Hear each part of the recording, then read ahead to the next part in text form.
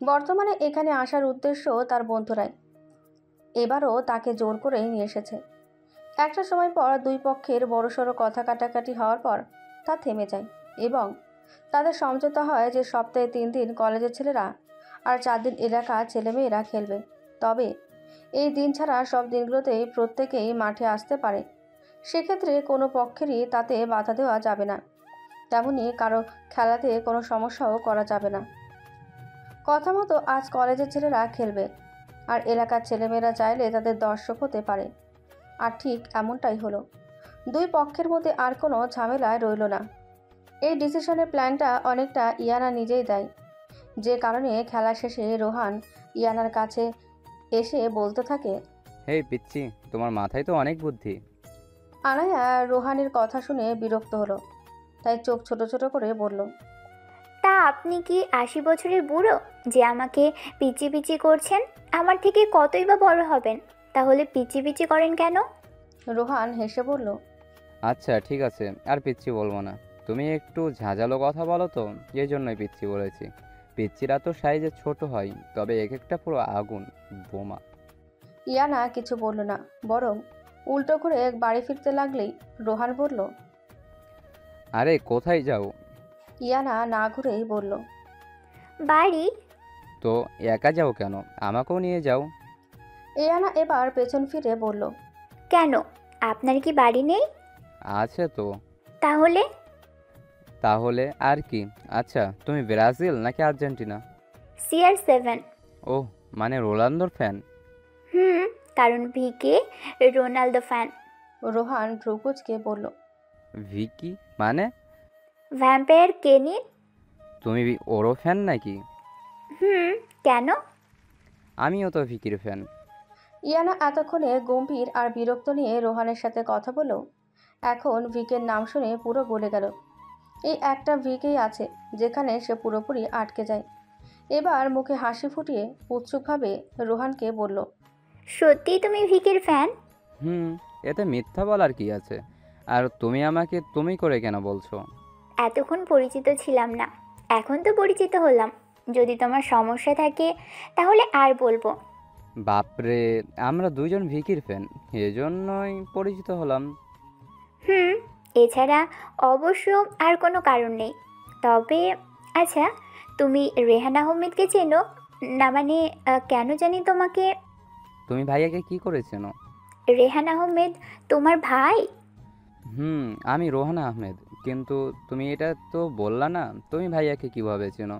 এক মিনিট, তুমি আবার ভাইয়ার গার্লফ্রেন্ড নও তো? পরক্ষণেই রোহান আনায়ার চোখের দিকে ঝুঁকে গিয়ে বিস্ময়ের সুরে বলতে লাগলো, আল্লাহ, তোমার চোখগুলো তো ভাইয়ার গার্লফ্রেন্ডের চোখের মতোই। তার মানে তুমি, হ্যাঁ? ভাইয়া এমন একটা পিচ্চি মেয়েকে কিভাবে তার গার্লফ্রেন্ড বানালো? তুমি তো দেখি আমার চেয়েও ছোট, এখনো তো স্কুলেও।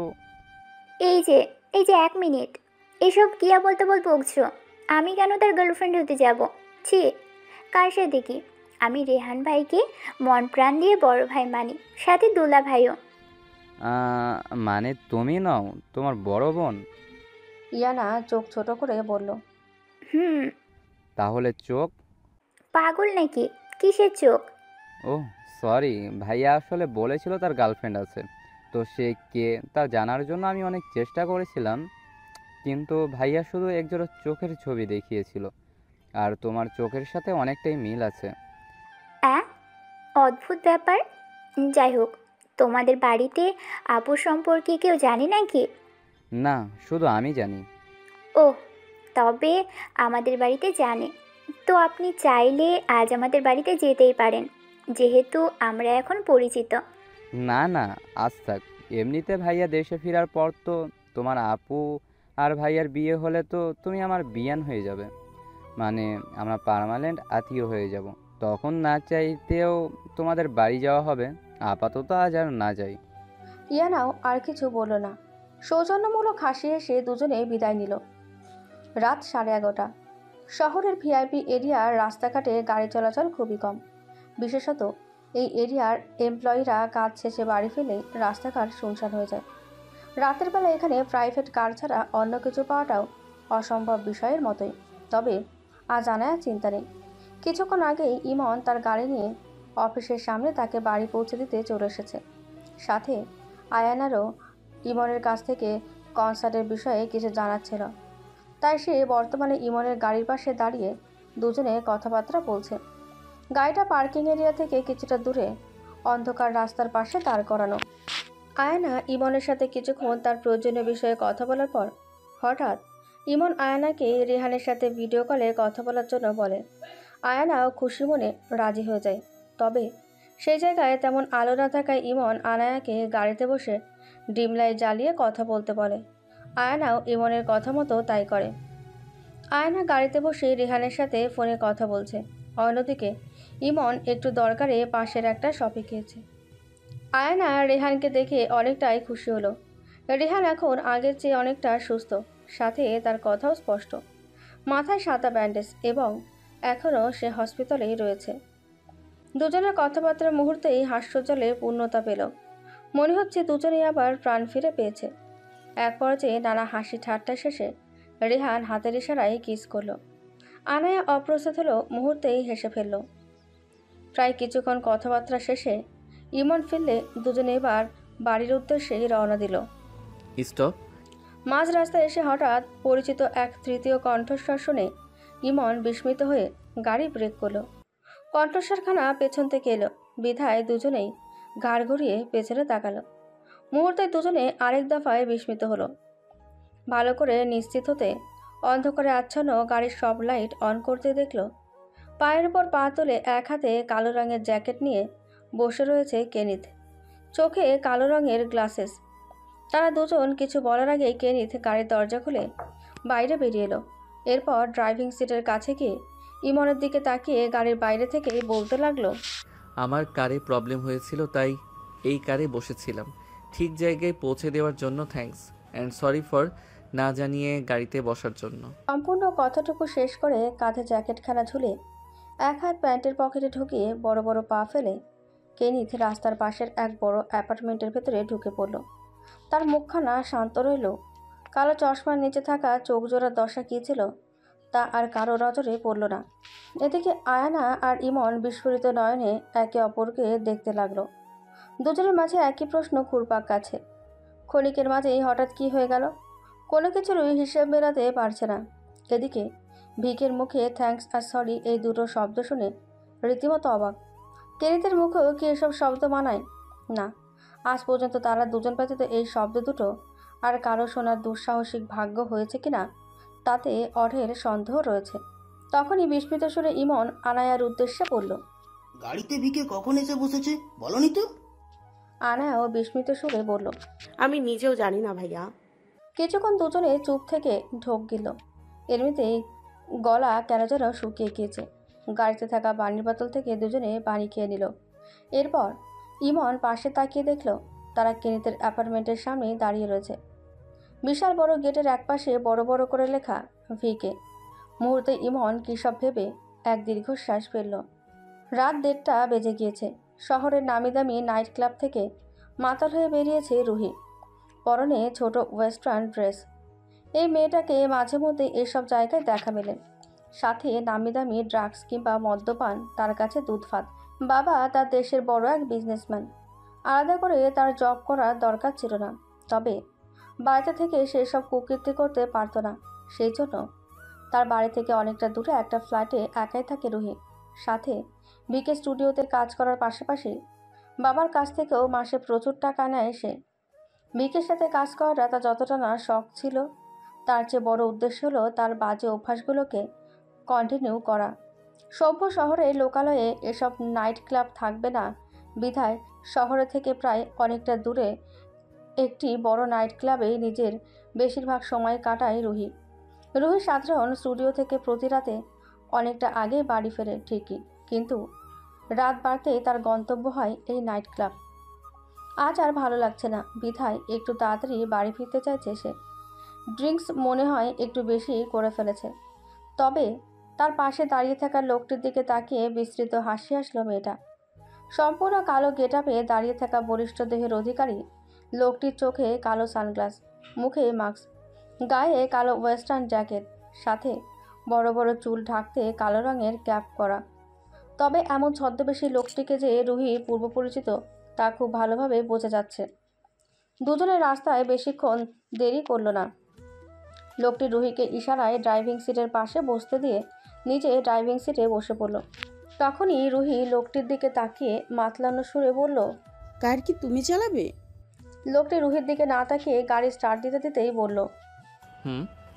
জানো ক্যানিথ, আমার না বিশ্বাস হচ্ছে না এটা তুমিও কখনো আমাকে এভাবে ট্রিট করবে তা আমি কল্পনাতেও ভাবিনি। কি আর করার, আমাদের ভাগ্যে যা লেখা থাকবে তাই তো হবে। রুহি কেনিতের কথায় মুচকি এসে নিজের সিটে হেলান দিয়ে ক্লান্তিতে চোখ বুজতে থাকলো। অন্যদিকে কেনিত গাড়ি চালাতে চালাতে রুহির দিকে তাকিয়ে বাঁকা হাসলো, কিন্তু সে হাসি মাস্কের নিচে থাকায় না দৃশ্যমান হলো আর না হলো তার সানগ্লাস দ্বারা আচ্ছাদিত চোখ জোড়ায় চিকচিক করতে থাকা পরবর্তী পৈশাচিক কর্মকাণ্ডের জরুস। Ruhi, do you hear me? মাথাটা বড্ড বেশি ঘুরছে, শরীরটা কেমন যেন প্রচণ্ড দুর্বল লাগছে। চোখের পলক ঠিকমতো খুলতেও পারছে না রুহি। হালকা চোখ খুলতে সব কিছু ঝাপসা, মাথাটা এখনও ঝিমঝিম করছে। রুহি বুঝতে পারছে না তার সাথে কি হচ্ছে, তবে তার নিষ্ক্রিয় মস্তিষ্ক তাকে জানান দিচ্ছে তার শরীর থেকে ধীরে ধীরে সব রক্ত নিয়ে নেওয়া হচ্ছে। হঠাৎ কারো কণ্ঠস্বর শুনে রুহি ধীরে ধীরে চেষ্টা করলো চোখ দুটো খোলার। কিছুক্ষণ চেষ্টার পর সফলও হলো সে। ঝাপসা চোখে ধীরে ধীরে সব স্পষ্ট হতে লাগলো, তবে বুঝতে পারলো না সে ঠিক কোথায় আছে। বিশাল বড় এক এরিয়া, অথচ দেখতে কেমন অদ্ভুত। সঙ্গে কিনা কী সব জিনিস যন্ত্র রেখে দেওয়া, চারপাশটায় কেমন গাঢ় লাল আলোয় ছড়াছড়ি। এরপর ওসব কী জিনিস তা বুঝতে মাথা না ঘামিয়ে নিজের দিকে তাকালো। সে একটা বড়সড় চেয়ারে কিছুটা আতশোয়া হয়ে বসে রয়েছে, তার হাত দুটো চেয়ারের হাতলের ওপর রাখা। কিন্তু সে চমকে উঠল নিজের বর্তমান পরিস্থিতি দেখে। ও বুঝতে পারছে না তার সাথে কি হচ্ছে। তাড়াহুড়ো করে মস্তিষ্কের সাথে যুদ্ধ করতে লাগলো। সে কোথায় ছিল আর এখন সে কোথায় আছে, সঙ্গে তার সাথে এই মুহূর্তে কি করা হচ্ছে। রুহি নিজের দুর্বল শরীর নিয়েও ছোটাছুটির চেষ্টা করলো, অথচ তার মনে হচ্ছে সে একদম অবশ হয়ে বসে রয়েছে। এরই মাঝে হঠাৎ সামনে থেকে আবারও কারো কণ্ঠস্বর শোনায়। ও সামনের দিকে তাকিয়ে আবারও চমকে উঠল। তার সামনে চেয়ারে বসে দু পা ছড়িয়ে হাঁটুতে কনুই ঠেকিয়ে দু হাতে দুটো চাপাতি নিয়ে এক আজব খেলায় মেতেছে কেনি। বারবার চাপাতি দিয়ে বীভৎস রকমের আওয়াজধ্বনি সৃষ্টি করে চলেছে। রুহি নিজের বর্তমান অবস্থার সাথে তার আশেপাশের পরিস্থিতির কোনো হিসাবেই মেলাতে পারছে না। তার কাছে সব কিছু স্বপ্নের মতোই লাগছে। মুহূর্তেই মেয়েটার ঘাম ছুটতে লাগলো। যখন কেনিতে স্পষ্ট কণ্ঠস্বর কানে আসতেই বুঝতে পারল এসব সত্যি। এভাবে নড়াচড়া করাটা ঠিক না, যা হচ্ছে সুন্দরভাবে হতে দাও। রুহি কখনো কেনিতের কাছ থেকে এমন নরম সুরে বলা কোনো কথা আজ পর্যন্ত শোনেনি। তার উপর কেনিত তাকে তুই করে না বলে তুমি সম্বোধন করছে। এছাড়া কেনিতের মুখের বাঁকা হাসিটা যেন পুরো সিচুয়েশনটাকে আরও লোমহর্ষক করে তুলেছে। সঙ্গে যে রুহি কেনিতের সামান্য সংস্পর্শে আসার জন্য কত শত তপস্যা করতে রাজি থাকতো, সেই মেয়ে আজ কেনিতের খোলা বুক বলিষ্ঠ দেহ দেখেও সামান্য আকৃষ্ট হচ্ছে না, বরং তার মাঝে তীব্র ভয় আতঙ্কের অনুভূতি জাগ্রত হচ্ছে। কেনিতের পরনে শুধু একটা কালো ট্রাউজার, সঙ্গে মাথার চুলগুলো এলোমেলো হয়ে মুখের সামনে পড়ে রয়েছে। কিন্তু কেনিত তার সাথে এসব কেন করতে চাইছে? আর ওর হাতে ওসব অস্ত্র কেন? এগুলো দিয়ে ও কি করবে? রুহির নেশালো মস্তিষ্কটাও এখন ভয়ঙ্কর দুশ্চিন্তায় নিষ্ক্রিয় হয়ে যাচ্ছে। রুহি কাঁপা কাঁপা কণ্ঠে বলল, এসব কি করছো ক্যানিথ? আমি তো নাইট ক্লাবে ছিলাম, তাহলে এটা কোন জায়গা? আমার সাথে এসব কি করেছো তুমি কেন এসব করেছো? রুহির কাঁদো কাঁদো কণ্ঠস্বরে বলা প্রশ্নগুলো শুনে কেনিত কপালটা মৃদু কুঁচকিয়ে মিথ্য বিরক্তির সুরে বলল, এত প্রশ্ন কেউ একসাথে করে নাকি? তবে জানতে চাইছো যেহেতু তাই বলছি। কেনিত কথা শেষ করে সোজা হয়ে রুহির দিকে তাকিয়ে মুচকি আসলো। এরপর শীততারা সোজা করে বসে চাপাটি দুধের উল্টো পিঠ দিয়ে চুলে ব্যাক ব্রাশ করলো। তারপর পায়ের ওপর পা তুলে চেয়ারে হেলান দিয়ে বলতে লাগলো, এটা হলে আমার সাম্রাজ্য, আর তুমি হলে এখানকার নতুন অতিথি। আর তোমার সাথে যা হচ্ছে তা হলো তোমার প্রাপ্য, অ্যান্ড আমি তোমার প্রাপ্যই তোমাকে বুঝিয়ে দিচ্ছি। কথা শেষ করেই কেনিত শীততারা সোজা করে বসে রুহির দিকে তাকিয়ে আবারও মুচকি আসলো। অন্যদিকে রুহির গলা শুকিয়ে কাটকাট হয়ে গিয়েছে। তার হাত পায়ে কোনো শক্ত রশ্মির বাঁধন না থাকলে সে আজ সম্পূর্ণ নিস্তব্ধ অচল দেহে চেয়ারে পড়ে রয়েছে। শত চাইলেও না এখান থেকে নড়তে পারছে, আর না পালিয়ে চলে যাওয়ার পরিকল্পনাও তার মস্তিষ্ক ভাবতে পারছে। কারণ তার শরীরের সব শক্তি এখন ধীরে ধীরে কেনিথ নিজের আয়ত্তে নিয়ে নিচ্ছে। মানুষের শরীরে রক্ত একটি অতি প্রয়োজনীয় উপাদান। সেখানে কেনিথ ব্যাগের পর ব্যাগ রক্ত রুহির শরীর থেকে সরানোর ব্যবস্থা করেছে। রুহি নিজের মস্তিষ্ক সক্রিয় করে নিজের অবস্থা দেখে এই কারণে চমকে উঠেছিল, কারণ সে নিজের দিকে তাকিয়ে দেখল তার দুই বাহুতে ভেইন নিডল সুই বিধানো এবং তার দুপাশে দুটো স্ট্যান্ড, যেখানে দুটো ব্লাড ব্যাগ ঝুলছে, অর্থাৎ vein puncture kit, blood connection kit, যাতে সুইয়ের সাথে একটি টিউব নল সংযোগ থাকে, যা থেকে দেহ থেকে রক্ত গিয়ে ব্লাড ব্যাগে সংরক্ষিত হয়। সাধারণ একটি মানুষের দেহ থেকে একেবারে শুধুমাত্র এক ব্যাগ অর্থাৎ 450 থেকে 500 মিলি রক্ত সংরক্ষণ করা যেতে পারে, যাকে নিরাপদ বলা যায়। কিন্তু কারো দেহ থেকে 50% কিংবা এর বেশি পরিমাণে অর্থাৎ 2.53 লিটার রক্ত সরিয়ে নিলে মানুষ মারা যেতে পারে, কারণ প্রাপ্তবয়স্ক মানুষের দেহে সাধারণ রক্তই থাকে 5 থেকে 6 লিটার। আর রুহির ভয়ের কারণ হলো তার দেহ থেকে একসাথে দুটো ব্যাগ রক্ত নিয়ে পূর্ণ করা হচ্ছে, যার অনেকটা এখন ভরে গিয়েছে। রুহি কান্নারত কণ্ঠে বলল, কেনিথ, আমার সাথে এসব কেন করছো? প্লিজ আমায় ছেড়ে দাও। তুমি হঠাৎ আমায় তুমি বলে ডাকছো কেন? তোমার হাবভাব কার্যক্রম আমার ঠিক লাগছে না। কেনিতের যেন কথাটা শুনে হাসি পেল, তবে তার হাসি সেই শব্দহীন বাঁকা হাসিতেই আবদ্ধ। সে ওভাবেই হেলান দিয়ে থাকা অবস্থাতেই বলল, একটা মানুষ চিরতরে পৃথিবী থেকে বিদায় নিবে আর তুমি বলছো আমি যেন তার সাথে তুইতকারি করে খারাপ ব্যবহার করি, তার উপর আমার নতুন অতিথিটা একজন মেয়ে। ছি কেনিত, এতটাও খারাপ না। এতটুকু কথা শেষ করেই কেনিত নিজের হাতে থাকা দুটো চাপাতির উদ্দেশ্যে বলল, কি ঠিক বলছি তো মাম্মা? কেনিতের কথাটা শুনে যেন ওই দুটো প্রাণহীন বস্তুরও হাসি পেল। কিন্তু রুহি কেনিতকে ভয়ার্ত চোখে দেখতে লাগলো। এরপর যতটা পারল নিজেকে স্বাভাবিক করে বলল, কেনিথ প্লিজ, আমি জানি না তোমার কি হয়েছে, কেন তুমি এসব করছো, কিন্তু আমি এতটুকু জানি যে তোমার কারোর প্রতি অনেক রাগ ক্ষোভ থাকলে তাকে তুমি মারধর করো। প্লিজ, যদি আমার কোনো ভুল থাকে তুমি আমায় মাফ করে দাও। আমি প্রমিস করছি আমি আর কখনো তোমার আশেপাশে আসবো না, তোমার সাথে কখনো। আচ্ছা, এখন থেকে আর তুমি করেও বলবো না। প্লিজ স্যার, আমায় মাফ করে দিন প্লিজ।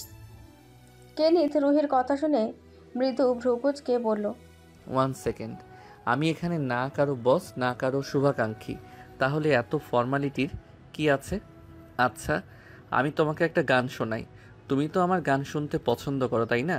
তবে গানের মতো না, কিছুটা কবিতা আবৃত্তির মতো করে বলি, নিউ এক্সপেরিয়েন্স হবে। কি বলো? কারো আদেশ মানি না আমি চিরস্বাধীন, আমি না মানি আইন, আমি না কারো অধীন, যেন আমি শ্রেষ্ঠ, শুধু আমি সঠিক, কেবল আমিই সত্য, পুরো দুনিয়া বেঠিক।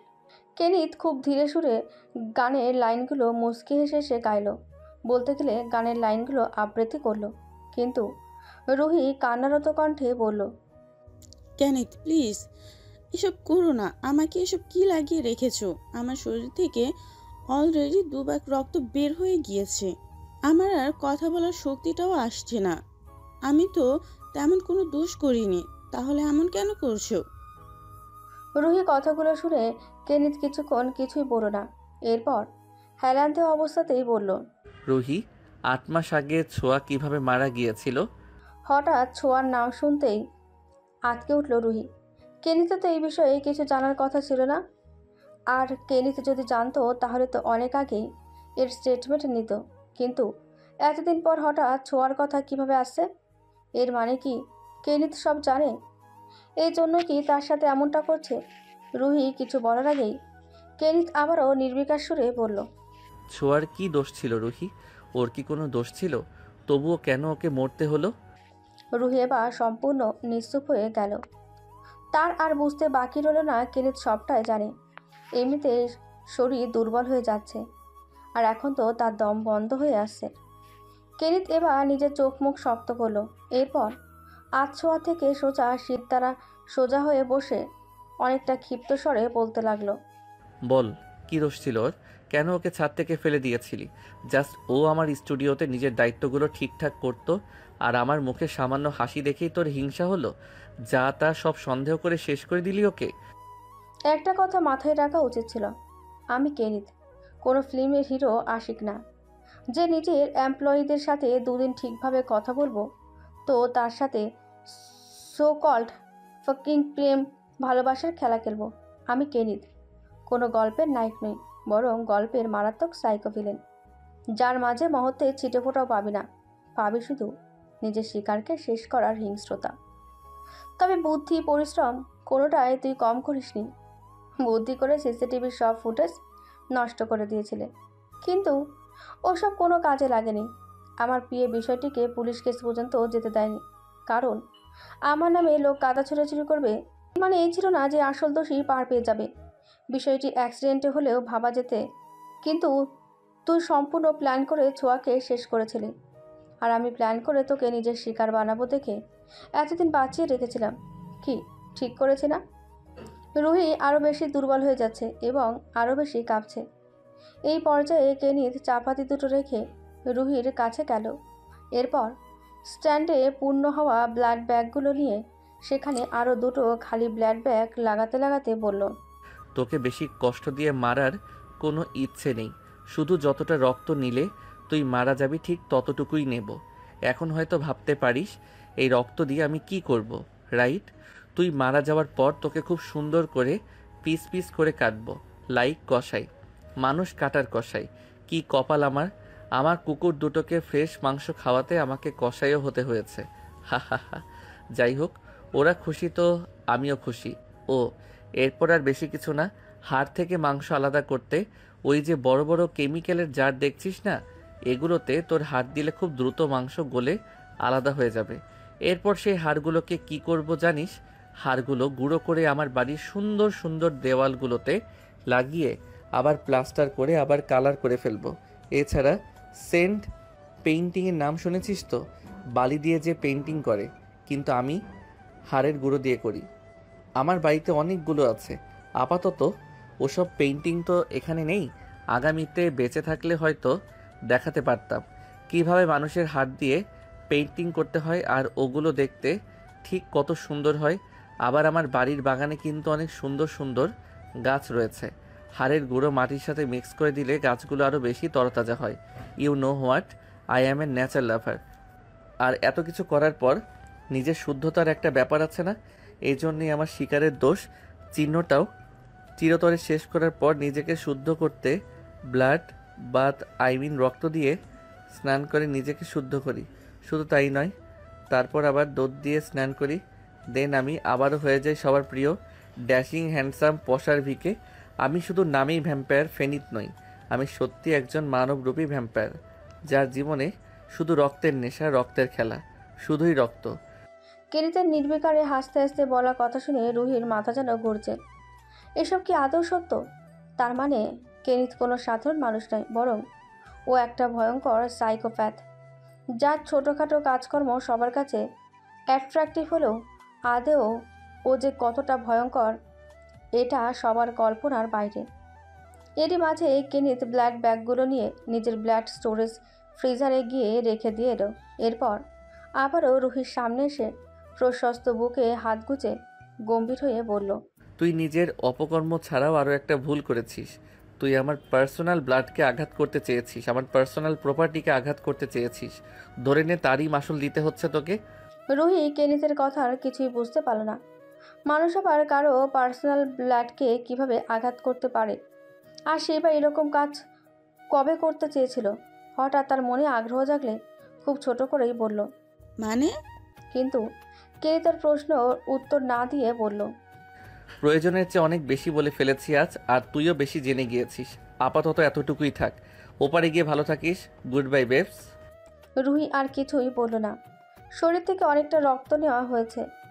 কেনিত আবারও 2 ব্যাগ রক্ত পূর্ণ হলে সেগুলো নিয়ে ব্লাড ফ্রিজারে রেখে এসে আবারও 2টো নতুন ব্যাগ এনে রুহির রক্ত নিতে লাগলো। এখন রুহির রক্ত স্বল্পতায় হেমোরাজিক শক মানে রক্তচাপের অভাব দেখা দিচ্ছে। আর হয়তো বেশিক্ষণ বাঁচার সম্ভাবনা নেই। একটা সময় পর তার মস্তিষ্ক কাজ করা বন্ধ করে দিচ্ছে। সাধারণ রক্তচাপ কমতে থাকলে মস্তিষ্কে পর্যাপ্ত অক্সিজেন পৌঁছাতে না পেরে মানুষ অচেতন হয়ে যায়।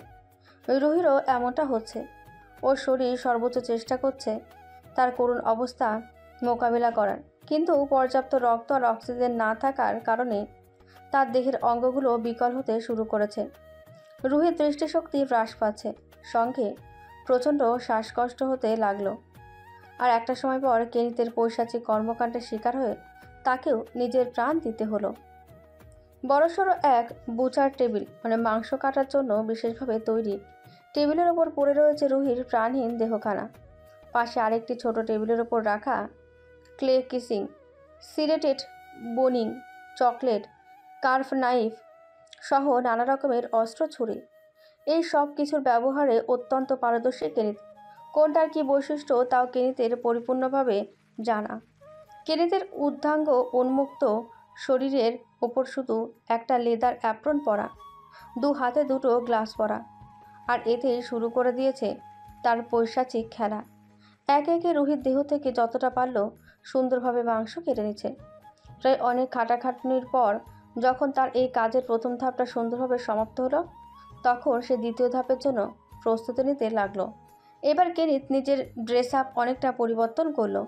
পরনে তার কেমিক্যাল রেসিস্ট্যান্ট অ্যাপ্রন, যা ক্ষতিকর কেমিক্যাল থেকে দেহকে রক্ষা করে। চোখে গগলস পরা, যা কেমিক্যালের ফ্ল্যাশ বা ধোঁয়া থেকে রক্ষা করে। এছাড়া ফেস শিল্ড, রেসপিরেটরস ও পরিধান করে সুদক্ষ কেমিস্টে রূপান্তরিত হলো। এরপর রুহির অবশিষ্ট মাংসযুক্ত হাড়গুলো নিয়ে চলে গেল তার পরবর্তী প্রক্রিয়া কেমিক্যাল ডিসলভিং, যার অর্থ হলো ক্ষতিকর কেমিক্যাল দিয়ে মাংস গলিয়ে হাড় আলাদা করার প্রক্রিয়ার উদ্দেশ্যে। এই প্রক্রিয়ায় একাধিক কেমিক্যাল ব্যবহার করে মাংসের প্রোটিন ও টিস্যুগুলোকে আলাদা করে, যার ফলে হাড় আলাদা হয়ে যায়। এক্ষেত্রে কেনিতের পার্সোনাল হ্যাজার্ডাস ম্যাটেরিয়াল স্টোরেজ কিংবা অ্যাজমা স্টোরেজ, যেখানে নানান বিপজ্জনক ক্ষতিকর কেমিক্যাল এর নিয়ে কাজ করা হয়, সেখানে নানান কেমিক্যালের মাঝে প্রয়োজন অনুযায়ী সবচেয়ে বেশি ব্যবহার করে থাকে সোডিয়াম হাইড্রক্সাইড এবং সালফিউরিক অ্যাসিড, কারণ উভয়ই অত্যন্ত বিপজ্জনক ও প্রচণ্ড শক্তিশালী, যা দ্রুত প্রোটিনের সাথে প্রতিক্রিয়া করে এবং টিস্যুগুলিকে দ্রবীভূত করতে পারে, অর্থাৎ মাংস গলাতে সাহায্য করে। তবে সোডিয়াম হাইড্রক্সাইডের ব্যবহারে মাংস গলানোর প্রক্রিয়া দ্রুত এবং কার্যকর বেশি হয়ে থাকে। এছাড়া তার এই ল্যাবে এসব কর্মকাণ্ডের জন্য নাইট্রিক অ্যাসিড, পটাশিয়াম হাইড্রক্সাইড, প্যারাফর্মালডিহাইড ইত্যাদি প্রয়োজন অনুসারে ব্যবহার করে থাকে। কেনিত মূলত মাংসযুক্ত হাড়গুলো নিয়ে দীর্ঘ সময়ের প্রক্রিয়ায় এসব কেমিক্যালে ডুবিয়ে হাড়গুলো বের করে। এরপর সেসব হাড় গুঁড়ো কিংবা প্রক্রিয়াধীন করতে নেক্রোপসি, মর্টাল অ্যান্ড পেস্টল, বোন গ্রাইন্ডার মেশিন সহ আরও বেশ কিছু ইন্স্ট্রুমেন্টস ব্যবহার করে থাকে। এরপর সেসব হাড়ের গুঁড়ো দিয়ে দেওয়াল, ক্যানভাস সহ আরও বিভিন্ন জায়গায় কেনিত পেন্টিং কিংবা প্লাস্টার করে রং দিয়ে থাকে, যাতে তার কুকর্মের কোনো সুনির্দিষ্ট চিহ্নই আর অবশিষ্ট থাকে না। এক্ষেত্রে কেনিতের একটি প্রিয় পেন্টিং পদ্ধতি হলো ফ্রেক্সো। তবে ফ্রেক্সো সাধারণত প্রাচীন কৌশল, যেখানে সিমেন্ট বা প্লাস্টারের সঙ্গে দেওয়াল পৃষ্ঠে তাজা রং ব্যবহার করা হয়, কিন্তু কেনিত সিমেন্টের সঙ্গে হাড়ের গুঁড়ো ব্যবহার করে থাকে। তার এই বাড়ির বিশেষ অংশে একই সাথে স্লটার হাউস বা অ্যাবাটরির ল্যাবরেটরি, ব্লাড ব্যাংক, সোজা বাংলায় যাকে পৈশাচিক কর্মকাণ্ডের কার্যকলাপ বলা চলে, যেখানে কেনিতের পৈশাচিক কর্মকাণ্ডের জন্য সকল গুরুত্বপূর্ণ সুসজ্জিতভাবে সাজানো রয়েছে। মোটামুটি সব কাজ শেষ করে রুহির দেহ হতে নেওয়া ব্লাডগুলো আরও অনেকগুলো ব্লাড ব্যাগ এনে নিজের স্পেশাল বাথটাবটা পূর্ণ করো। যেহেতু একটি বাথটাব পূর্ণ হতে ক্ষেত্রবিশেষ 150 থেকে 300 লিটার পানি লাগতে পারে, তাই শুধু একজনের ব্লাড দিয়ে কখনোই একটা বাথটাব পূর্ণ হবে না। সেজন্য কেনিতের ব্লাড স্টোরেজে আগে থেকেই অনেকগুলো করে ব্লাড ব্যাংক সংগ্রহ করা থাকে। তবে সেসব কেনিত রুহির মতো করে নিজে সংগ্রহ করে না, বরং তার ক্ষমতার জোরে বিভিন্ন ব্লাড ব্যাংক থেকে সংগ্রহ করে নিয়ে আসে। এক্ষেত্রে কেনিত প্রতিদিন কিংবা নিয়মিত কখনো রক্ত দিয়ে গোসল করে না, বরং যখনই সব পৈশাচিক কর্মকাণ্ডে লিপ্ত হয় তখনই তাকে এভাবে রক্ত দিয়ে গোসল করতে দেখা যায়। কিন্তু তার এই উদ্ভট ইচ্ছে পূরণে তাকে যে কত শত মানুষের রক্তে নিজের গা ভাসাতে হয় তার সুনির্দিষ্ট কোনো হিসেব নেই। এমনিতেই কেনিত সত্যিকারের কোনো রক্তপিশাচু ভ্যাম্পায়ার না হলেও সে একজন সুদক্ষ তীক্ষ্ণ বুদ্ধিসম্পন্ন সাইকোপ্যাথ, আর এজন্য এসব কাজ সে মানসিক শান্তির জন্য করে থাকে। তবে একজন মানুষের হঠাৎ এতটা সাইকোপ্যাথে পরিণত হওয়া কোনো স্বাভাবিক বিষয় নয়, বরং এর পেছনেও রয়েছে এক অন্ধকার কালো অধ্যায়, যার স্বচক্ষে সাক্ষী হতে হয়েছিল কেনিতকে। আর আজ সেজন্যই কেনিত আজ কোনো সাধারণ মানুষ নয়। এছাড়া কেনিত শুধু রক্ত দিয়ে গোসল করে ক্ষান্ত হয় না, বরং এরপর সে নানা লাক্সারিয়াস প্রসাধনী এবং দুধ দিয়ে গোসল করে নিজের সকল কাজের পরিসমাপ্তি ঘটায়। এই পুরো জায়গাটার আলাদা কোনো পার্ট নেই। একটি বড় এরিয়া নানা অংশে গ্লাস দিয়ে পার্টিশন দেওয়া হয়েছে, যেখানে কেনিত নানা ধরনের কাজ করে থাকে। তবে এক পাশে একটি সুইমিং পুল রয়েছে, সেখানে কেনিত নিজের সব কাজ শেষ করে বাড়ির ওপর অংশে যেতে সুইমিং পুলে ঝাঁপ দেয়।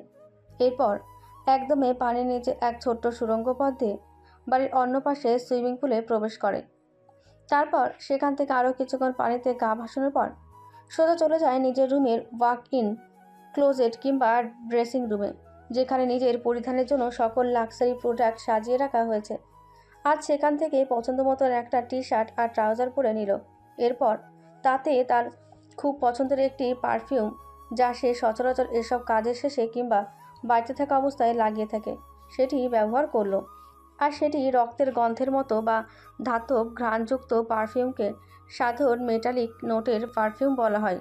এমন পারফিউমগুলিতে লোহা বা তামার মতো ধাতব উপাদানের গন্ধ থাকে, যা কিছু ক্ষেত্রে রক্তের গন্ধের সাথে সামঞ্জস্যপূর্ণ মনে হতে পারে। কিছু বিশেষধর্মী পারফিউম ব্র্যান্ড এই ধরনের ঘ্রাণ তৈরি করে, তবে এগুলি খুব সাধারণ নয় এবং সাধারণত বিশেষ স্বাদের মানুষের জন্যই তৈরি হয়। আর সেসব ব্যক্তিদের মাঝে কেনিত একজন। কেনিত আয়নার সামনে দাঁড়িয়ে চুলগুলো ঠিক করে পারফিউম দিয়ে কিছুটা শুকে নিয়ে আয়নায় নিজের দিকে তাকিয়ে বলতে লাগলো, বিশ্বাস ভাঙে কাছেরই মানুষ, ভালোবাসা কই উঠছে ফানুষ, যুদ্ধে আমি এই নেশায় অনুভম, ফাটে উচ্ছ্বাসে জগদীশ্বরী মাতম, এই আগুন খেলায় রক্ত যুদ্ধের নেশায়, ধুলোয় উড়িয়ে আগুন, আমি কেনিত, আমি কেনিত, আমি রক্ত পিপাসু কেনিত। গানের লাইনগুলো আবারও ধীর গতিতে তাচ্ছিল্য সুরে গেয়ে এক বাঁকা হাসি হাসল। কেনিতের এই বিশাল রুমের একটি কমন বিষয় হলো কেনিতের ব্যবহৃত সকল জিনিসই কালো কিংবা ব্লাড রেড কালার অথবা এই দুটি রঙের সমন্বয়ে তৈরি। এছাড়া কেনিতের বাড়ির পুরো অংশ জুড়েই এই দুটি রঙের ছড়াছড়ি। দেখতে হরর মুভি থিয়েটারের চেয়ে কম কিছু নয়। কেনিতের এই লোমহর্ষক সাম্রাজ্য অল্প দিনে গড়ে ওঠেনি, বরং সে এসব কাজ বহু বছর আগে থেকে ধীরে ধীরে গড়ে তুলেছে তারই রহস্যময় বাড়িতে। তার বাড়িকে রহস্যময় বলার কারণ, এইসব পৈশাচিক কর্মকাণ্ড ঘটানো এই বিশেষ জায়গার খোঁজ কেনিত ব্যতীত আর কারো জানা নেই। অথচ এই জায়গাটা তার বাড়িরই একটা অংশ। কিন্তু কেনিতের বাড়ির ভেতরে সচরাচর প্রবেশ করা যেমন কারো পক্ষে কোনো সহজ বিষয় নয়, এর যে অসম্ভব বিষয় হলো কেউ যদিও বা তার বাড়িতে কোনোভাবে প্রবেশ করতে পারলেও বাড়ির এই অংশটাও খুঁজে পাওয়া কেনিত ব্যতীত আর কারো পক্ষে সহজ নয়, বরং অনেকটাই অসম্ভব। এই জায়গায় পৌঁছানোর দুটো রাস্তা রয়েছে, যা দুটোই অত্যন্ত কৌশল অবলম্বন করে বানানো হয়েছে। আর এই দুটি রাস্তার মধ্যে একটি শুধু কেনিত ব্যবহার করতে পারবে, কারণ সেই রাস্তা যদি কেউ কখনো খুঁজেও পায় তবু তাতে কোনো লাভ হবে না, কারণ সেই ব্যক্তি সেই রাস্তায় প্রবেশ করার সাথে সাথেই তার সরাসরি মৃত্যু না ঘটলেও দেহের মারাত্মক ক্ষতি হবে, যাতে পরবর্তী রাস্তাটুকু আর সে ব্যক্তির পক্ষে অতিক্রম করা সম্ভব হবে না। কারণ সেই রাস্তায় ব্যবহার করা হয়েছে ভয়ঙ্কর সব আলট্রা হাই পাওয়ার লেজার, যেমন সুপার কন্টিনিউম লেজার বা পিকো সেকেন্ড লেজার। এখানে অবশ্য অনেকের মনে হতে পারে অন্য সবার ক্ষতি হলেও কেনিতের কিছু হবে না কেন? সে কি কোনো আধ্যাত্মিক শক্তির অধিকারী, নাকি সে কোনো মানবী না? না, এমন কিছুই না। এই সব কিছুই প্রযুক্তি আর কেনিতের তীক্ষ্ণ বুদ্ধির খেলা। সেই রাস্তায় কেনিত ব্যতীত অন্য সকলের ক্ষতি হবে এই কারণেই, কেননা সেখানে সিকিউরিটি হিসেবে শরীরের সব কিছু স্ক্যান করা হয়, যেখানে শুধু কেনিতের বডি স্ক্যানই গ্রহণযোগ্য। তবে সেখান দিয়ে অন্য কেউ চাইলে কাঙ্ক্ষিত স্থানে পৌঁছানো যাবে, যদি সঙ্গে কেনিত নিজে থাকে। এক কথায়, সেই সিক্রেট রাস্তা দিয়ে প্রবেশ করতে হলে কেনিতের বডি স্ক্যান বা পাসওয়ার্ড হিসেবে কাজ করে তা প্রয়োজন। তা ব্যতীত কোনো একক ব্যক্তি কখনোই সম্পূর্ণ রাস্তা অতিক্রমে সক্ষম হবে না। আর অন্যদিকে দ্বিতীয় রাস্তাটা খুঁজে পেলে তা দিয়ে যে কেউ সচরাচর কেনিতের গোপন আস্তানায় পৌঁছাতে পারবে, কিন্তু সেটা আদৌ বাড়ির ঠিক কোন জায়গায় তাই খুঁজে বের করাটাই হলো মুখ্য বিষয়। কারণ প্রথম রাস্তা স্থলপথ, আর এটি হলো পানিপথ। অথচ পুরো খেলাটাই কেনিতের রহস্যময় বাড়ির ভেতরেই ঘটে থাকে, যার পুরোটাই রহস্যে ঘেরা। দেখতে সাদাসিধা বিলাসবহুল বাড়িটাও যে ভেতরে কতটা ভয়ঙ্কর হতে পারে তা এখনো পর্যন্ত সবার কল্পনার বাইরে। বহু বছরেও এখানে কোনো মানুষের ভয়ঙ্কর মৃত্যু ব্যতীত স্বাভাবিক আগমন ঘটেনি, কিন্তু আশা করা যায় খুব শীঘ্রই হয়তো এক নতুন অতিথির আগমন ঘটবে কেনিতের দুনিয়ায়, যার জন্মই হয়েছে হয়তো কেনিতের পৈশাচিক কর্মকাণ্ডের সাক্ষী হওয়ার জন্য। কিরে, এমন মরার মতো পড়ে আছিস কেন? তোরা দুজনে কেনিথের টিম মেম্বার, এমন বিড়ালের মতো পড়ে থাকলে হবে নাকি? কেনিতের দুটি কুকুরের মধ্যে একটি হলো কেনেল মাস্টিক আর টিবেটান মাস্টিক জাতের। এই জাতের কুকুরগুলো সাধারণ অনেক বেশি হিংস্র হয়, তবে ঠিকমতো প্রশিক্ষণের ফলে এরা পোষা এবং মিষ্টিসুলভ আচরণ করে। এছাড়া মাস্টিফ জাতের কুকুররা মাংস খেতে বেশি পছন্দ করে, সঙ্গে এদের মূল্যটা অনেক বেশি হয়ে থাকে অন্যান্য কুকুরদের তুলনায়। তবে টিবেটান মাস্টিফের দাম ক্যানেলের তুলনা বেশি। কেনিতে দুটো কুকুরের গায়ের রঙই কুচকুচে, যে কারণে দেখতেও প্রচণ্ড ভয়ঙ্কর। তবে এরা কেনিতের সান্নিধ্যে এসে হয়তো আরও বেশি হিংস্র আর ভয়ঙ্কর হয়ে উঠতে পেরেছে।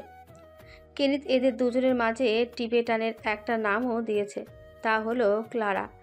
তবে ক্যানেলকে সে ক্যানেল বলেই ডাকে। টিবেটানের নাম ক্লারা দেওয়ার কারণ এটি ক্যানেলের চেয়ে বেশি হিংস্র আর ভয়ঙ্কর। এছাড়া ক্লারাকে কেনিতের ব্যক্তিগতভাবে একটু বেশি ভালো লাগে। কেনিতকে দেখতে দুটো কুকুর দৌড়ে তার দিকে এগিয়ে এলো। এরপর নিজস্ব ভাষায় ইশারা ইঙ্গিতে কেনিতকে ডাকতে লাগলো। কেনিত ওদের অস্পষ্ট ভাষায় কি বুঝলো তা জানা নেই, তবে মুচকি এসে বলল, ঠিক ধরেছিস, একদম ফ্রেশ মাংসের স্টেক করে নিয়ে এসেছি। তোরা তো খুব ভালো করে জানিস কেনিথ যা বলে তাই করে। এখন খেয়ে বল তো কেমন হয়েছে? শুধু তোদের জন্য এত খাটাখাটুনি করতে হয়েছে আমায়। কেনিতের হাতে থাকা পেট প্লেটে তার নানান কলাকৌশলের ফল রুহির দেহের নরম মাংস হালকা স্টেক করা। কেনিত কুকুর দুটোর সামনে বড় প্লেটের অনেকগুলো মাংস পিস রাখতেই কুকুর দুটো অনেকটা ঝাঁপিয়ে পড়ল খাবারের ওপর। মনে হচ্ছে কতদিন না খাওয়া তারা, কিন্তু এমন কিছু না। কেনিত খুব যত্ন নিয়ে নিয়মিত তাদের খাবার রেঁধে খাওয়ায়, কিন্তু একই সঙ্গে কেনিত ওদের যেভাবে প্রশিক্ষণ দিয়েছে তারই ফলাফল এখন ঘটছে। কুকুরগুলো খেতে খেতে কেনিত এক হাঁটু গেড়ে অন্য হাঁটুতে এক হাত রেখে অন্য হাত দিয়ে দুটো কুকুরের মাথায় হাত বুলিয়ে দিতে দিতেই ক্লারার দিকে তাকিয়ে হালকা ভ্রু কুঁচকালো। ক্লারাকে দেখে তার কিছুটা অসুস্থ মনে হচ্ছে। তখনই ক্লারাকে উদ্দেশ্য করে বলল, কিরে, তোর কিছু হয়েছে নাকি? কেনিতের কথা শুনে ক্লারা খাবার থামিয়ে কেনিতের দিকে তাকালো। কেনিত ওর চোখ দেখে কী যে বুঝলো কে জানে, তবে বলতে লাগলো, তোকে ঠিক মনে হচ্ছে না? আজকে আর আমাদের সাথে যাওয়ার প্রয়োজন নেই, খাবার খেয়ে রেস্ট কর। এরপর কেনিত উঠে দাঁড়িয়ে নিজের পরবর্তী কাজের উদ্দেশ্যের প্রস্তুতি নিতে লাগলো। এখনও ভোরের আলো ফুটতে অনেক দেরি, কিন্তু সে এখন বাইক রাইডিংয়ের জন্য বের হবে। কিন্তু সে একা নয়, বরং তার সাথে অনেক সময় কেনেল আর ক্লারাকে নিয়েও বের হয়। আজও তার এমনটাই ইচ্ছে থাকলো, ক্লারাকে আর নিয়ে যাওয়া হয়তো সম্ভব হবে না, আর কেনিত ওর এই অবস্থায় নিয়েও যেতে চাইছে না। এরপর কুকুর দুটোর খাওয়া শেষ হতে হতে কেনিত একদম ক্রুজার বাইক অ্যাটায়ার স্টাইলে সেজেগুজে বের হয়ে এলো। পরনে তার ব্ল্যাক কালারের ক্রুজার বুট, হাতে ক্রুজার গ্লাভ, মোটো ক্রস প্যান্ট, সাথে কালো আর সামান্য লাল কালারের মিশ্রণের তৈরি ক্রুজার জ্যাকেট, আর হাতে লাল কালো ফুল কভারেজ হেলমেট। কেনিত এসে ক্লারাকে শুইয়ে দিয়ে মাথায় কিছুক্ষণ হাত বুলিয়ে দিল। এরপর কেনেলের শিকলটা খুলে দিয়ে কেনেলকে নিয়ে বেরিয়ে পড়ল বাইক রাইডিংয়ের উদ্দেশ্যে। কেনিত বাইক রাইডিং কিংবা ক্রুজিং করতে রাতের বেলা কিংবা অন্ধকারটাকেই বেশি পছন্দ করে। এছাড়া তার সব কাজকর্ম রাতের বেলাতেই হয়ে থাকে। অফিস ব্যতীত দিনের আলোয় তার ছায়া মেলাটাও দুষ্কর। যে আধারে শয়তানের বসবাস, সে আধারে শুধু মেলে তার আভাস। মৃত বৃষ্টিতে ভেজা ঘুটঘুটে অন্ধকার রাত, নির্জন এলাকার হালকা বৃষ্টিতে ভিজে থাকা নির্জন পাকা রাস্তা। কেনিতের বাড়িটা বর্তমানে বিশাল পাকা রাস্তা পেরিয়ে জঙ্গলের ভেতরে অবস্থিত। আশেপাশের লোকজনের এই এরিয়ায় যাতায়াত খুবই কম, আর রাতের বেলায় এরিয়ার আশেপাশে কেউ আসার সাহসও করবে না। জায়গাটাকে নিয়ে প্রায় বেশ কিছু বছর ধরে মানুষজনদের মাঝে এক প্রকার ভয়ভীতি ছড়িয়ে গিয়েছে। এসব তখন থেকেই হচ্ছে যখন থেকে কেনিত ওই বাড়িটাতে নিজের আস্তানা গড়ে তুলতে শুরু করেছে। বিষয়টি এমন নয় যে কেউ কখনো কোনো অশরীরী আত্মা কিংবা কেনিতের কোনো কুকর্ম দেখে ফেলেছে, আর তাদের মাঝে এক ভয়ভীতি বিশাল পরিধি আজ বিরাজ করছে।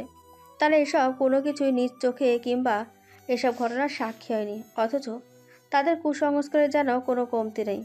এসব অবশ্য সব কেনিতেরই তীক্ষ্ণ মস্তিষ্কের খেলার একটি ক্ষুদ্র অংশ। যেহেতু জায়গাটা অনেক নির্জন, আশেপাশে বিশাল বড় বড় গাছপালা আর জঙ্গলের মেলা, তবু সেখানে এত বিশাল এক পাকা রাস্তা থাকতেও কেনিত নিজ সুবিধার্থে তার লোক লাগিয়ে মানুষের মাঝে ক্ষুদ্র পরিসরে শুধু একটা ভয়ভীতির আভাস ছড়িয়েছিল। আর সেটাকে কেন্দ্র করে তার সাথে সাধারণ মানুষেরা নানান গল্প আর আপন মনে যুক্তি সাজিয়ে বিষয়টিকে বাস্তবতায় রূপ দিয়েছে, সঙ্গে তাদের কুসংস্কারগুলোকে করেছে প্রশস্ত। এসব কেনিতের ভালো করে জানা ছিল, তাই তার ছোট্ট গুটির চালেই তার রাস্তা পরিষ্কার। তবে এই কাজের জন্য তাকে তেমন কিছুই করতে হয়নি।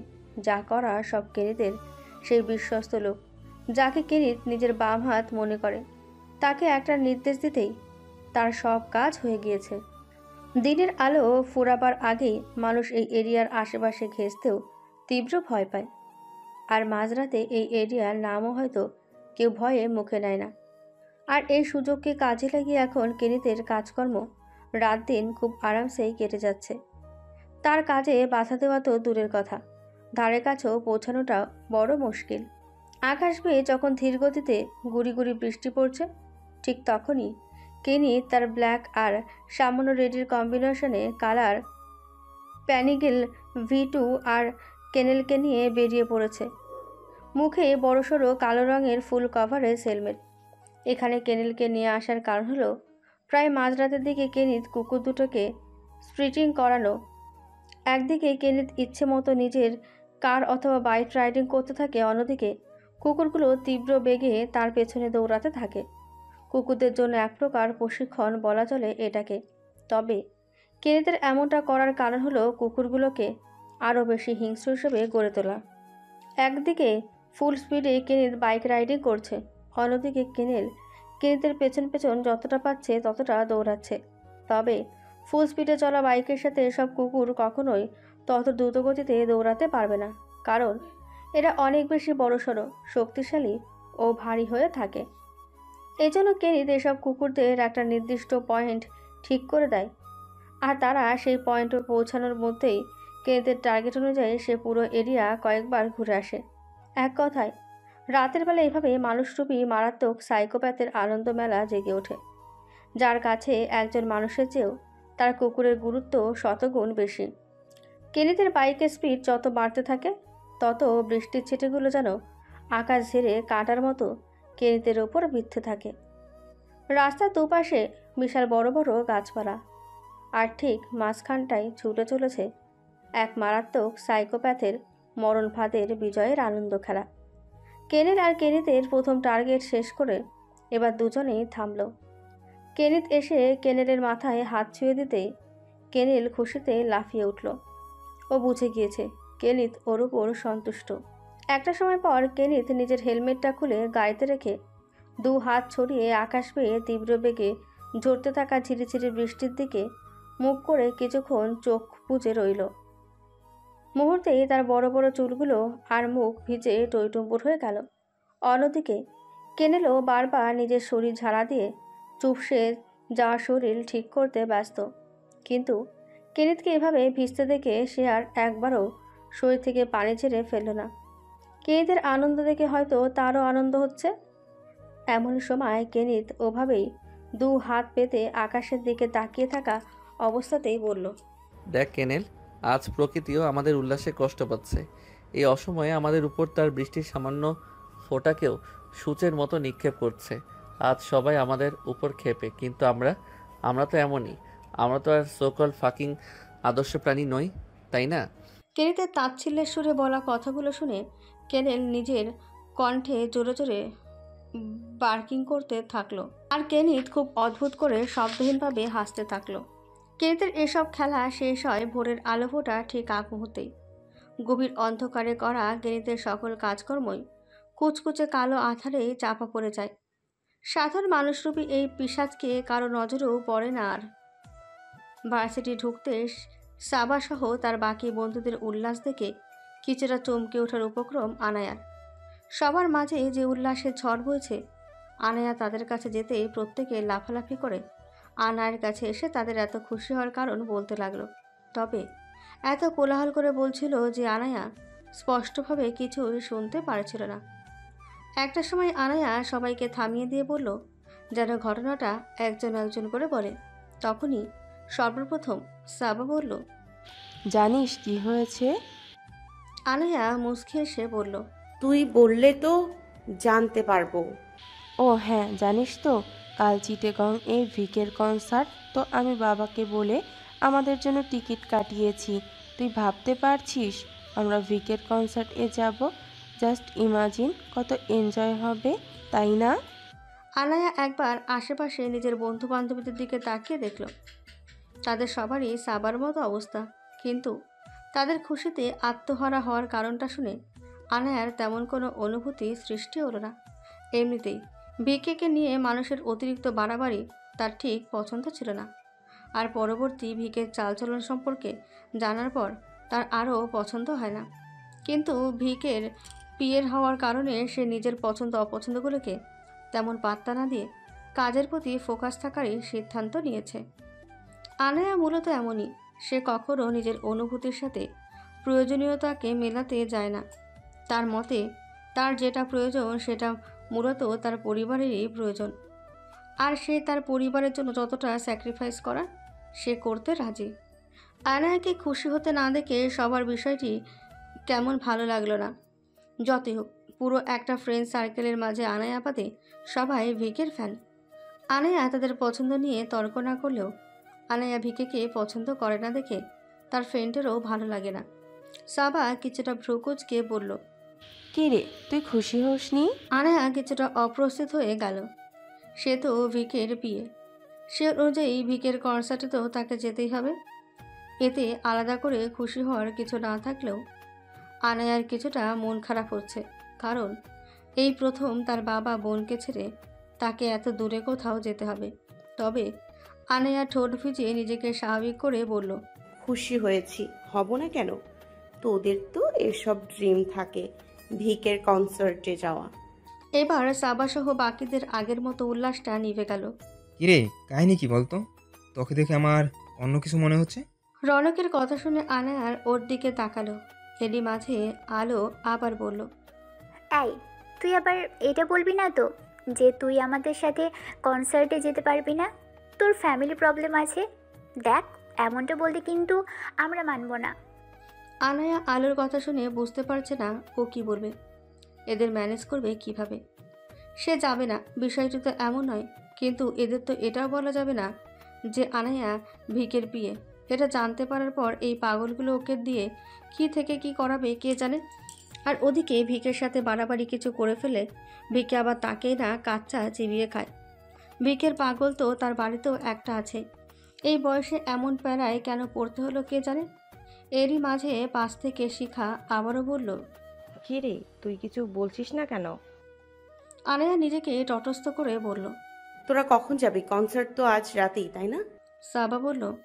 ভার্সিটি শেষ করে বিকেলেই বেরিয়ে পড়ব। এরপর রাতে ওখানে আমার মামার নিজস্ব রিসর্ট আছে আর আমরা ওখানেই থাকব। তুই চাইলে কালকেই চলে আসতে পারিস, তবে আমরা আরও 2 দিন থাকতে পারি।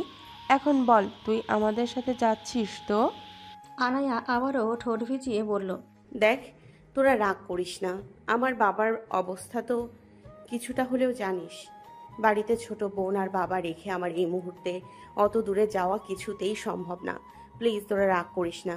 ওর কথা শুনে আলো কিছু বলতে চাইলে সায়েম বলল। থাক, আলো ওকে কিছু বলিস না। আমাদের মতো তো আর ওর পরিস্থিতি নয়। ওর ব্যাপারটাও তো আমাদের ভাবা উচিত। সব সময় তো আবেগ দিয়ে চলে না। আচ্ছা, তুই না যাস ঠিক আছে, তবে আর কি, সাবধানে থাকিস। আনায়াও নিজের বন্ধুর কথা শুনে গালে টোল ফেলিয়ে মুচকি হাসল।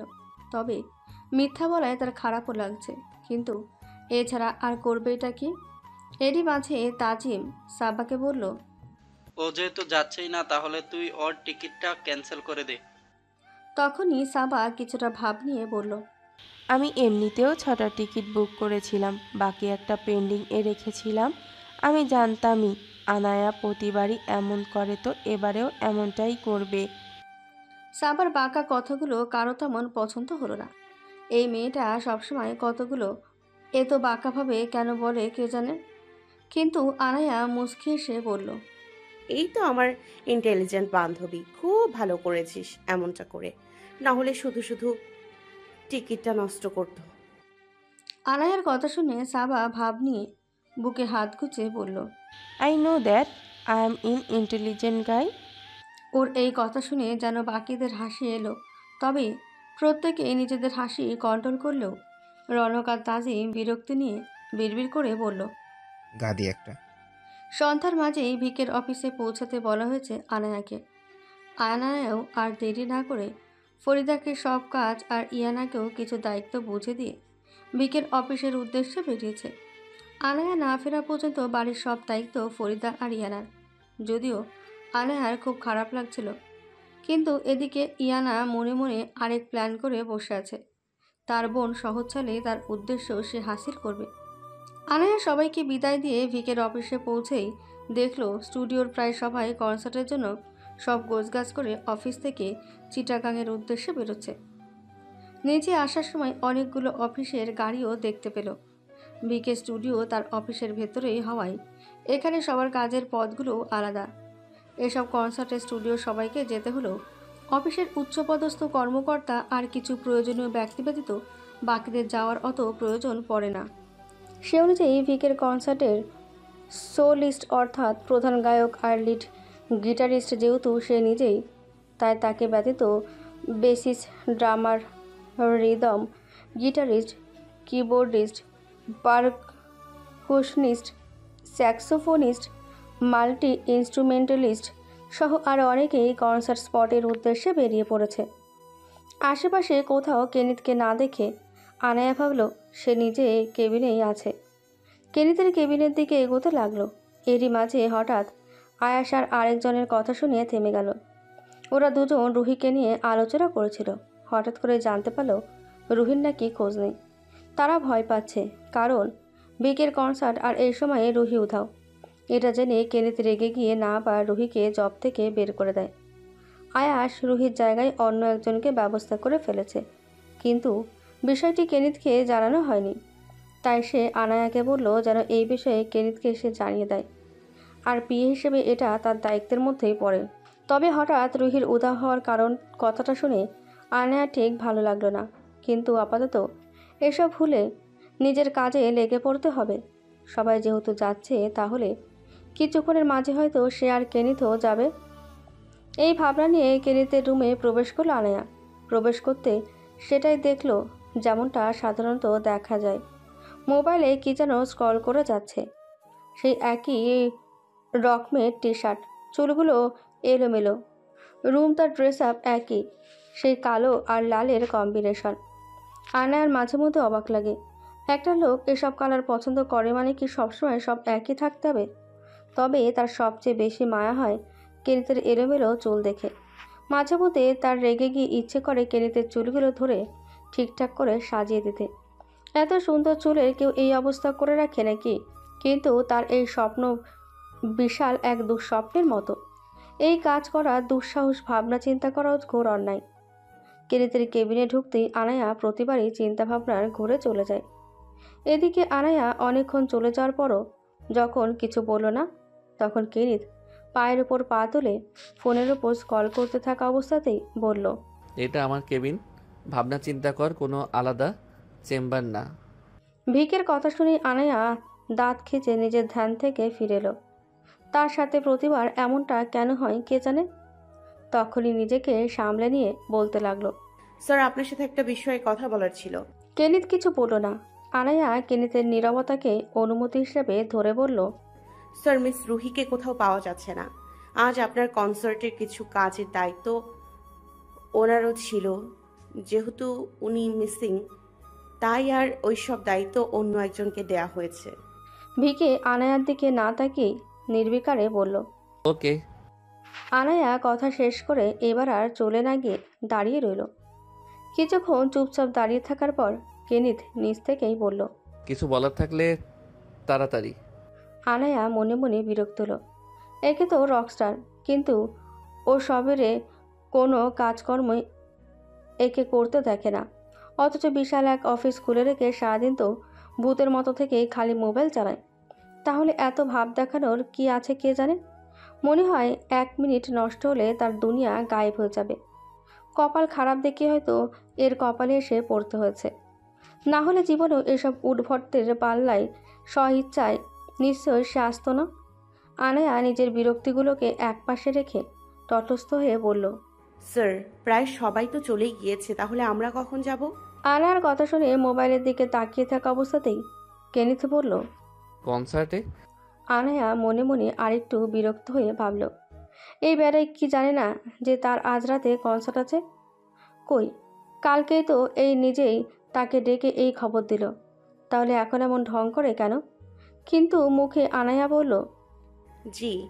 আমরা কনসার্টে আর যাচ্ছি না, কাল রাতে বের হব। আনায়া মস্তিষ্কে কেনিতের কথা পৌঁছাতেই চমকে উঠল। এইবারে বলে কি কনসার্ট তার আজ, অথচ সে বলছে কাল যাবে। মাথায় তার ছেঁড়া নাকি? কিন্তু আনায়া মুখে মুচকি হাসি বিদ্যমান রেখেই বলল, এই বেটায় বলে কি কনসার্ট তার, অথচ সে বলছে কাল যাবে। আমার আজ কনসার্ট করার মুড নেই। আনায়া যেন বিস্মিত হলো। মনে মনে ভাবলো, এই লোকের মাথায় নিশ্চয়ই সমস্যা আছে, না হলে এই লোক তো তার সাথে মশকরা করতে আসবে না নিশ্চয়ই। স্যার কি বলছেন?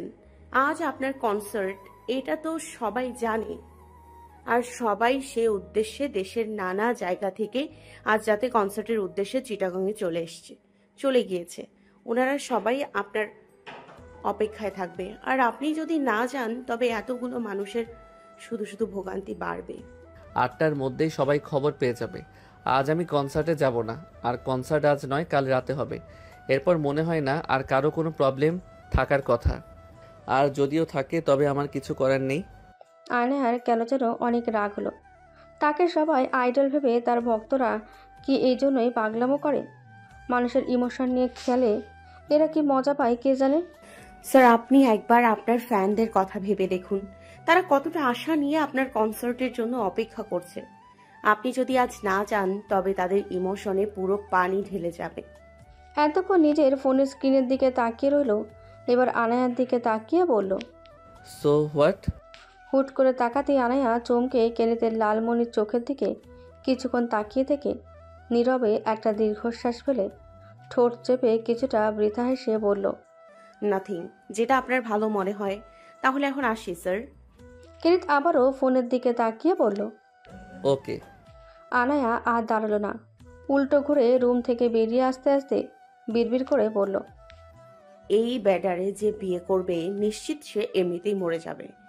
আনায়া কথাটা বিড়বিড় করে বলতে গিয়ে কিছুটা জোরে বলাই কেনিত সম্পূর্ণটা শুনে ফেলে। আনায়ার দিকে তাকিয়ে পেছন থেকে ওর চলে যাওয়া দেখতে থাকে। এরপর কি যেন ভেবে বাঁকা হেসে বিড়বিড় করে বলল, কিন্তু তুই তো বেঁচে আছিস। বাড়ি ডুপ্লিকেট চাবি সবসময় আনায়ার কাছে থাকায় সে ধীরে সুস্থে বাড়িতে প্রবেশ করলো। রাতও এমনিতেই অনেক। তার জানা মতে বাড়ির সবাই নিশ্চিত এতক্ষণে ঘুমিয়ে পড়েছে, কিন্তু বাড়িতে প্রবেশ করতে তার অন্য কিছু মনে হলো। পুরো বাড়িতে ডিম লাইট চালানো, অনেকটা অন্ধকারই লাগছে। নিচতলায় তার সব কিছু ঠিকঠাক মনে হলো, ওপরতলা তার মোটেও ঠিক মনে হলো না।